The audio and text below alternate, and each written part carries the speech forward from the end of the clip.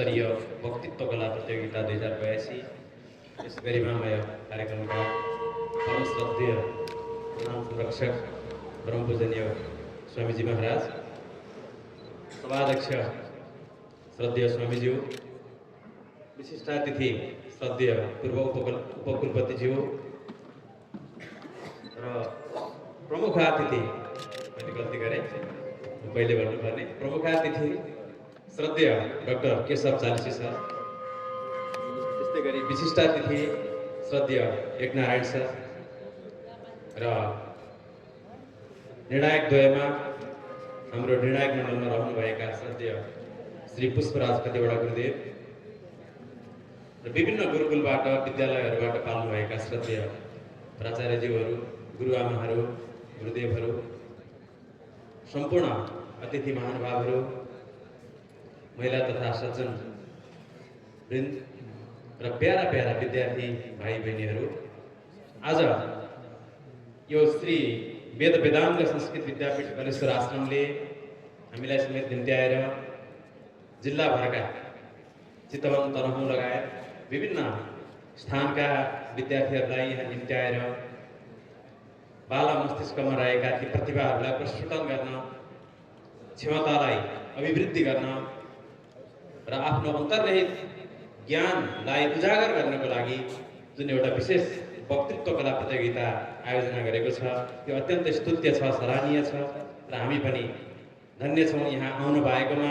यो दिव्य आश्रम, पुण्य आश्रममा आएर गुरुदेवहरूको सान्निध्यमा यहाँ सत्सङ्ग साक्षात्कार गर्न पाउँदा हामी पनि अहोभागी छौँ।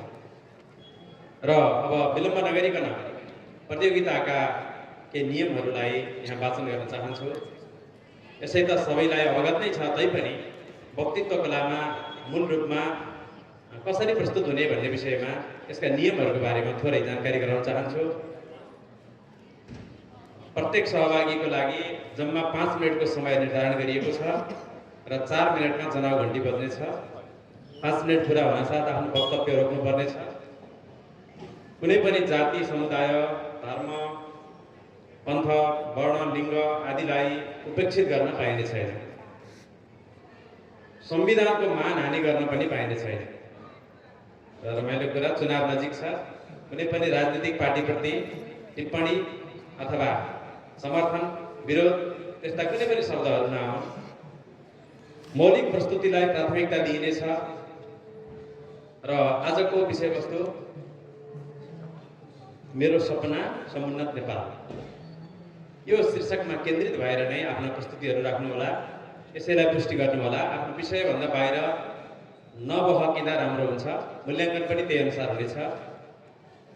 र हामी निर्णायक 2 जना छौँ अहिले। 2 जनाको 50-50 गरेर 100 पूर्णाङ्क हुन्छ।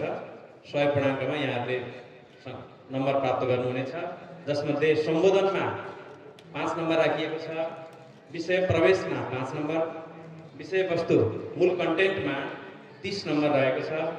हाउभावको पनि भूमिका हुन्छ वक्तृत्वमा। हाउभाव, कटाक्ष, भाव, भङ्गिमा यसको ठुलो महत्त्व हुन्छ वक्तृत्व कलामा।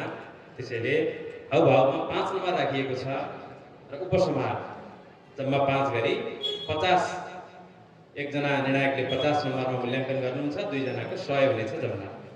मैले यति नै यहाँ जानकारी गराएँ। हस्, धन्यवाद।